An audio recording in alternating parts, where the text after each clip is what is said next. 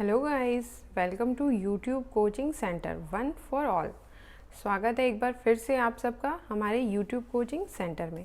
आज मैं आप सबके सामने जो हमारा यूपी का बेसिक डिपार्टमेंट है उसमें जो निष्ठा प्रशिक्षण करवाया जा रहा है उसके जो अभी इस टाइम हमारे मॉड्यूल चल रहे हैं, मॉड्यूल 10, 11 और 12, उसके सॉल्यूशंस को लेके आई हूँ। फ़िलहाल मैं अभी आपको इस वीडियो में मॉड्यूल 10 जो कि है सामाजिक विज्ञान का शिक्षण शास्त्र, उसके क्वेश्चन को सॉल्व कराऊंगी।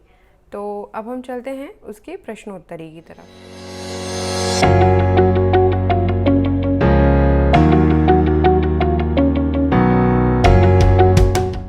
तो ये हमारी प्रश्नोत्तरी डाउनलोड हो रही है।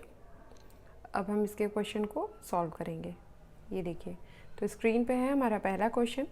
राजतंत्रात्मक शासन की प्रणाली में कौन निर्णय लेता है और सरकार चलाता है? इसके ऑप्शंस दिए हुए हैं, राजा या रानी, प्रधानमंत्री, मुख्यमंत्री या राष्ट्रपति। तो इसमें हमारा पहला ऑप्शन सही होगा, राजा या रानी। इस पर हम क्लिक करेंगे और इस एरो से नेक्स्ट क्वेश्चन पे जाएंगे। अब देखिए हमारा नेक्स्ट क्वेश्चन, सामाजिक विज्ञान या सामाजिक अध्ययन वर्ग में मॉक संसद का संचालन करने का मुख्य कारण क्या है? हमारा पहला ऑप्शन है राजनीति विज्ञान की अवधारणाओं को याद रखना, राजनीतिक संस्थाओं के कामकाज की कुछ समझ विकसित करना, या कक्षा में छात्रों के व्यवहार का आकलन करने के लिए, या फिर स्कूल के धन जुटाने के लिए। तो इसमें हमारा जो दूसरा ऑप्शन है कि राजनीतिक संस्थाओं के कामकाज की कुछ समझ विकसित करना, ये सही है। तो इस पर हम क्लिक करेंगे और चलेंगे अपने नेक्स्ट क्वेश्चंस की तरफ। देखिए हमारा तीसरा क्वेश्चन, एक ग्लोब के बारे में निम्नलिखित बयान में से कौन सा सही नहीं है? यानी कि ये जो हमारे ऑप्शन दिए हुए हैं इसमें से सही ऑप्शन कौन सा नहीं है, यानी कि कौन सा गलत ऑप्शन है। तो हमारा पहला ऑप्शन है कि ग्लोब पृथ्वी का एक मॉडल है। दूसरा ऑप्शन है स्पर्श ग्लोब विशेष ज़रूरतों वाले बच्चों के लिए इस्तेमाल किया जा सकता है। तीसरा है ग्लोब महाद्वीपों का सही आकार नहीं दिखाता है। और चौथा ऑप्शन है एक ग्लोब की विशेषताओं में अक्षांश और देशांतर है।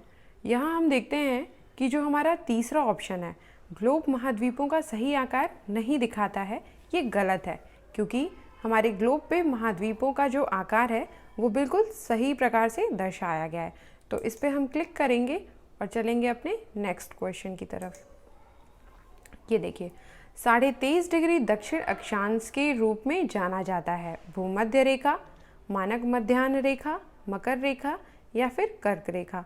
जैसा कि आप सभी को पता होगा कि जो 23.5 डिग्री उत्तरी अक्षांश रेखा होती है, यानी कि जो भारत से गुजरती है, वो कौन सी रेखा है? वो है कर्क रेखा। और जो 23.5 डिग्री दक्षिणी अक्षांश रेखा है उसे हम कहते हैं मकर रेखा। तो इसमें भी हमारा थर्ड ऑप्शन सही होगा। और फिर हम बढ़ते हैं अपने नेक्स्ट क्वेश्चन की तरफ। निम्नलिखित में से कौन सा कथन सही है? अक्षांश रेखाओं को मेरिडियन कहा जाता है। देशांतर की सभी रेखाएं लंबाई में भिन्न होती हैं। देशांतर रेखाओं को समानांतर रेखाएं भी कहा जाता है। या फिर अक्षांशों की सभी रेखाएं भूमध्य रेखा से छोटी होती है। हम यहाँ पे देखते हैं कि जो हमारा लास्ट ऑप्शन है, यानी कि अक्षांशों की सभी रेखाएं भूमध्य रेखा से छोटी होती हैं, ये सही है, क्योंकि हम देखते हैं कि जब हम भूमध्य रेखा से ऊपर की तरफ जाते हैं तो जो अक्षांश रेखाएं हैं उनकी लंबाई कम होती जाती है। वैसे ही भूमध्य रेखा से नीचे की तरफ आने पे भी जो अक्षांश रेखाएं हैं उनकी लंबाई कम होती है। इसलिए हमारा इसमें चौथा ऑप्शन सही है। अब हम चलते हैं अगले क्वेश्चन की तरफ। कॉलम ए को कॉलम बी के साथ मैच करें और नीचे दिए गए कोड का उपयोग करके सही उत्तर का चयन करें। तो अब हम देखते हैं कि हमारे कॉलम ए और कॉलम बी में क्या क्या दिया हुआ है। ये देखिए, पांडुलिपियाँ।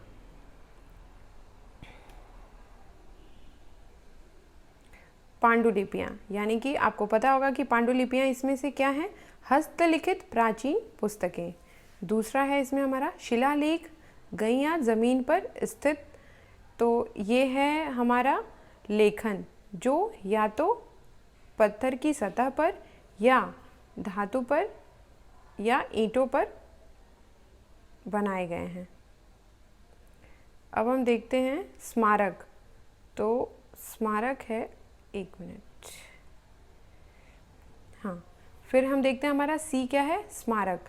स्मारक है अतीत से संबंधित इमारतें या तो ज़मीन से खोदकर निकाली गई या ज़मीन पर स्थित।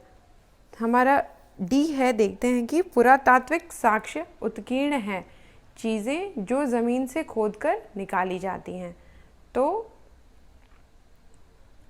इसके ऑप्शंस को जब हम मिलाएंगे तो हम देखेंगे कि ये जो हमारा लास्ट ऑप्शन दिया है, यानी कि ए का तीसरा, बी का चौथा, सी का दूसरा और डी का पहला, ये सही है। तो अब हम इस पर क्लिक करेंगे और चलेंगे अपने नेक्स्ट क्वेश्चन की तरफ। साहित्यिक स्रोत हैं, पहला ऑप्शन है हमारा पत्थर के औजार, मिट्टी के बर्तन, जले हुए अनाज। दूसरा है महाकाव्य, पुराण और स्मृति। तीसरा है ग्लोब, नक्शे, जानवरों की हड्डियाँ। और चौथा ऑप्शन है इमारतों, गड्ढे में बने घर या सिक्का। तो जो इसमें हमारा दूसरा ऑप्शन दिया हुआ है, यानी कि महाकाव्य, पुराण और स्मृति, ये क्या है, ये ही हमारे साहित्यिक स्रोत हैं, इसलिए हमारा दूसरा ऑप्शन सही होगा। इस पर हम क्लिक करेंगे और चलेंगे अपने नेक्स्ट क्वेश्चन की तरफ। विभिन्न आजीविकाओं के बारे में पढ़ाते समय निम्नलिखित में से कौन सी विधि सबसे उपयुक्त होगी? पहला है व्याख्यान विधि का उपयोग करना, दूसरा है ड्रॉ या लिखें और चर्चा करें, बहसों का आयोजन, और चौथा ऑप्शन है पाठ्य पुस्तक को ज़ोर से पढ़ना। तो हम देखते हैं कि इसमें जो हमारा दूसरा ऑप्शन है ड्रॉ, लिखें और चर्चा करें, ये सही है। इस पर हम क्लिक करेंगे और नेक्स्ट क्वेश्चन देखते हैं। कौन सी विधि शिक्षार्थी द्वारा इस सीखने के प्रतिफल की योग्यता को प्राप्त करने के लिए सबसे सटीक होगी? जांच करना कि क्या लोगों के पास जीविका कमाने के समान अवसर हैं। पहला ऑप्शन है परियोजना आधारित ज्ञान, दूसरा ऑप्शन है केवल पाठ्य पुस्तकों से पढ़ना, तीसरा ऑप्शन है व्याख्यान विधि का उपयोग करना और चौथा ऑप्शन है पूरा करने हेतु दिया गया कार्य। तो मैंने इसमें पहले ही क्लिक कर दिया, यानी कि जो हमारा पहला ऑप्शन है परियोजना आधारित ज्ञान, ये सही है। अब हम चलते हैं नेक्स्ट क्वेश्चन की तरफ। सामाजिक विज्ञान का पठन पाठन बढ़ावा देता है, पाठ्य पुस्तक में व्यक्त किए गए विचारों को जानने और उनका पालन करने की क्षमता। दूसरा है उच्च स्तर पर इन विषयों का अध्ययन करने के लिए तैयार होना। तीसरा है सामाजिक और राजनीतिक मुद्दों पर सरकार के नज़रिए का ज्ञान। और चौथा ऑप्शन है स्वतंत्रता, विश्वास और विविधता के लिए सम्मान जैसे मानवीय मूल्य। तो इसमें जो हमारा लास्ट ऑप्शन है स्वतंत्रता, विश्वास और विविधता के लिए सम्मान जैसे मानवीय मूल्य, ये सही है। अब हम चलते हैं नेक्स्ट। तो यहाँ पे हमारे 10 क्वेश्चंस कंप्लीट हो गए हैं। तो अब हम इसको सबमिट कर देंगे। ये देखिए, यानी कि हमारे ये 10 आंसर सही हैं। तो ये है हमारा सामाजिक विज्ञान का शिक्षण शास्त्र की प्रश्नोत्तरी के प्रश्नों का हल है। और इसके बाद हम जो हमारा अगला मॉड्यूल है, मॉड्यूल 11 और 12, उसके भी सॉल्यूशन लेकर आएंगे। So thank you.